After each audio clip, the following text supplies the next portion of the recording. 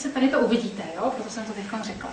Zkuste si představit, že tady to jste vy a koukáte na druhýho Boha vedle vás, který má jinou tvář a jiný jméno samozřejmě, protože taky přemýšlí, že jo? A teď si o tom člověku budete se na něj usmívat, budete se k němu chovat hezky, ale budete si o něm myslet, že je blbec.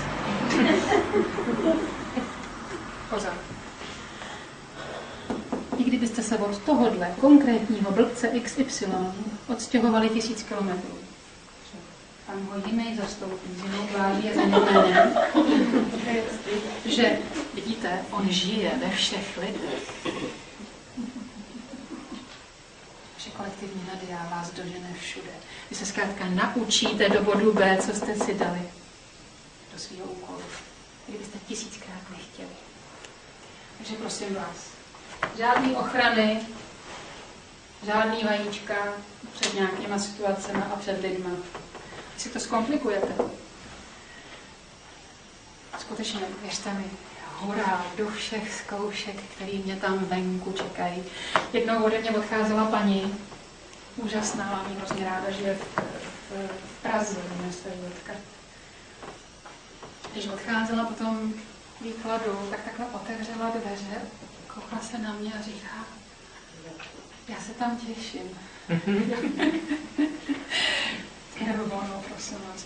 Prosím vás, to oko, který jsem vám teď otevřela, se vám postupně zavře do té úrovně, ve které jsme se setkali.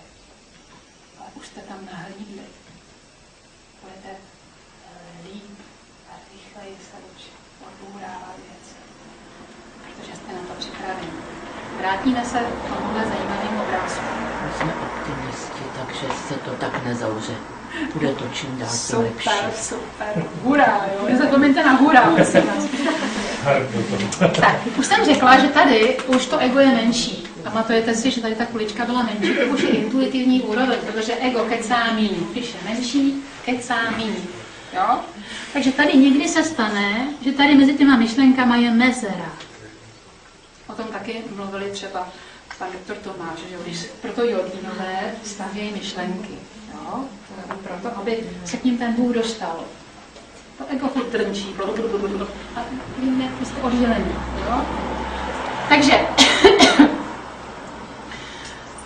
jestliže už ale těch myšlenek je málo, vy už vnímáte toho Boha tady, ale vnímáte, tady je všechno. Tady je to i do minulosti, co bylo, a i do budoucnosti. Tady je Akáša. Já jsem celý život od narození věděla, co se mi bude dít. Se správným předstihem, samozřejmě. Protože jsem se na to těšila, že to přijde. Váš strach by vás uzavřel, strach je taky ego. Takže tak nevíte, ještě se bojíte víc, zauzlujete se ještě víc, je to zbytečný. Vy ubližujete sami sobě. Nikdo jiný vám ublížit nemůže. To už vám musí docházet, že když existujete jenom vy. Takže jenom vy si můžete ublížit, prosím. Tady vidíte, jak je všechno opačný. Jak to ego je geniální, jak si s náma pohrává. V tomhle okamžiku my tady na světě se radujeme, když se narodí dítě.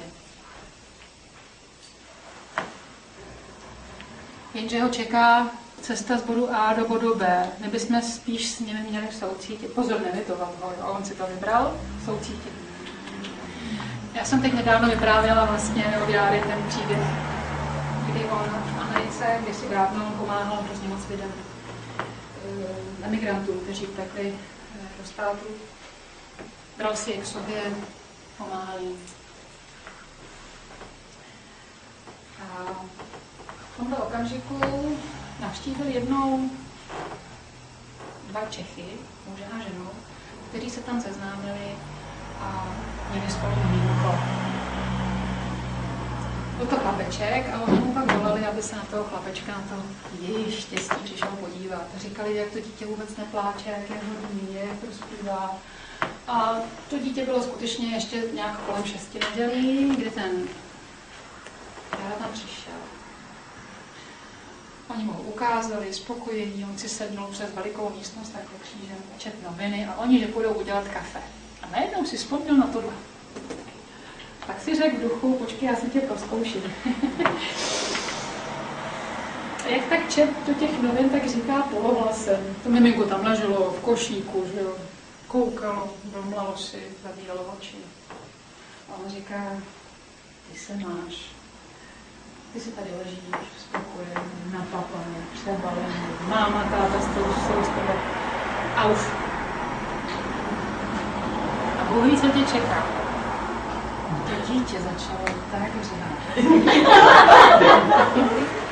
Protože ono je v přítomnosti, ono vidí i sem, i tam.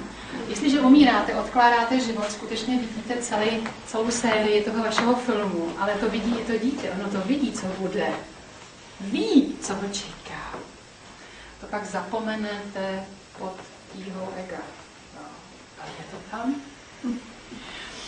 Oni přiběhli, že jo, teď se ho snažili uklidnit, koukali, jestli není podělaný, nevěděli si rady, jo, a teď viděli toho Járu, jak tam sedí, jak strpí noviny.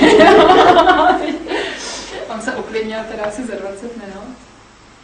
No a pak se na všechno samozřejmě zapomněl. Takže vidíte, to je opak. Ego totiž způsobuje náš pud sebezáchodu. Kdyby věděli lidé běžně svoji pravdu, skákali by dobrovolně na druhou stranu, což je taky chyba, protože sem se přicházíte učit, vy si to musíte prožít. A váš život vám nepatří, patří otci.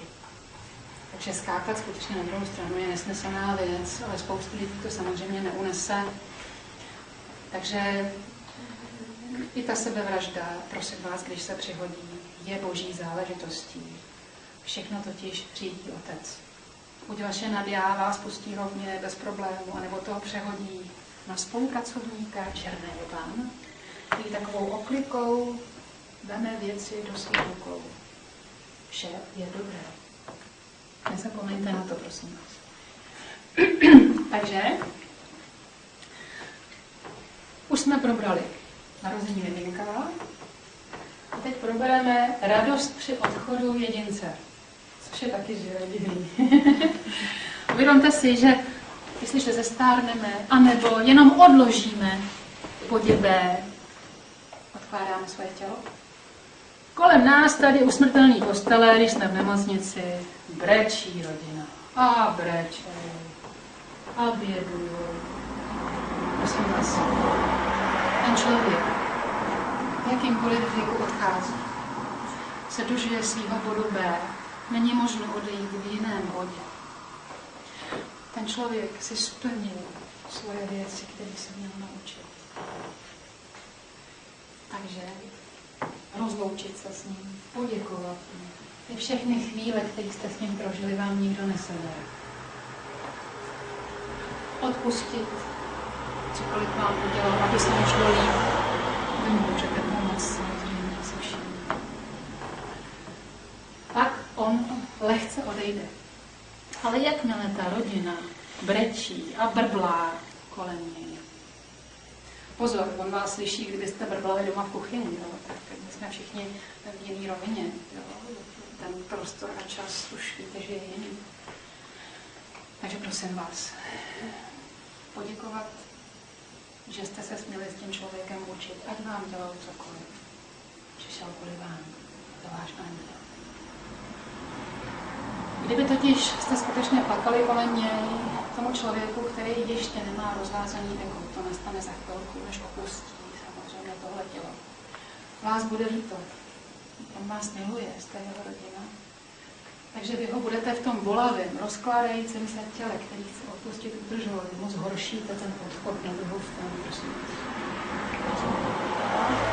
Vy to skutečně budete tejrat k své přítomnosti. Ale hlavně, když ten člověk brečí u té postele, u té bytosti, která opouští tu svoji schránku, tak vy vlastně de facto, aniž byste si to uvědomovali, litujete sami sebe, že ho neuvidíte.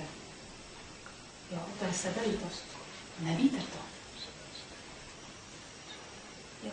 A ještě mu tím samozřejmě ubližujete. Ale teď se dívejte, jestliže přijmete tu jeho smrt, bez egoismu, nechat si ho tady, když se tím egoismem tady vlastně jakoby zúží tohle. A zůstanete takhle volní, tak on, když tady vyklouzne z toho, on za váma kdykoliv může přijít.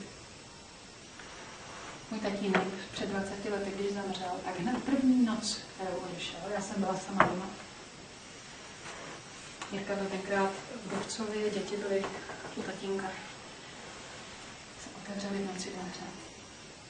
Ten můj tatínek přišel ke mně a položil mi ruku na čelo. Mě tlouklo srdce, já jsem nevěděla, jak to, že ho vidím, jak to, že tady, když není. Tohle se prosím vás děje v astrální rovině, kdy jsme k němu přístupní, ale jenom když to nemáte ucpaný tou lítostí, bolestí, neodpuštěním, všem možným. To vás udržuje v nevědomosti, prosím vás.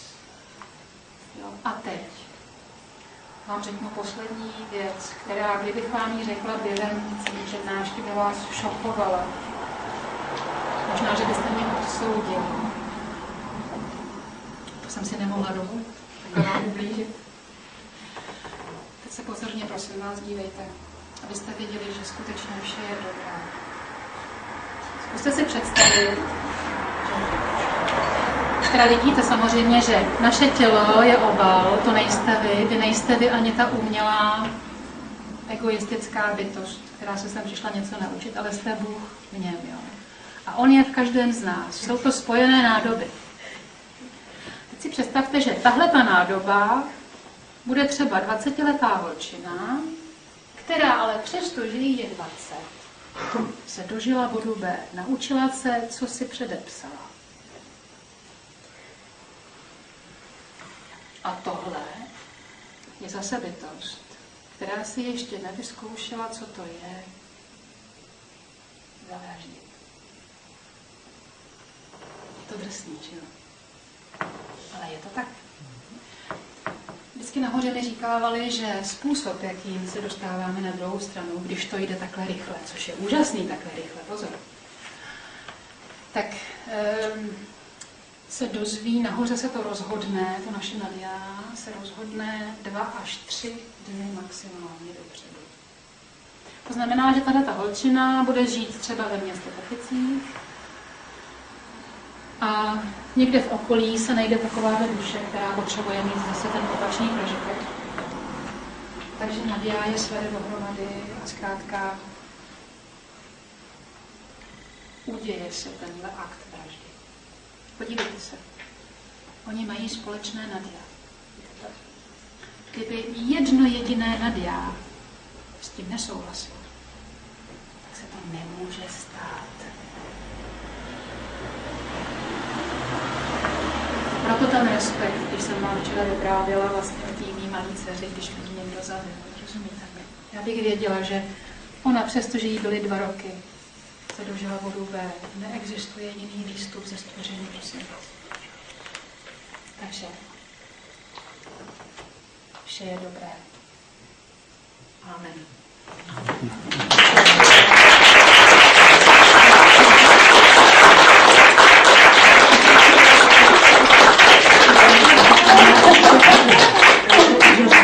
A věřím, že určitě všichni byste byli rádi, by se zase...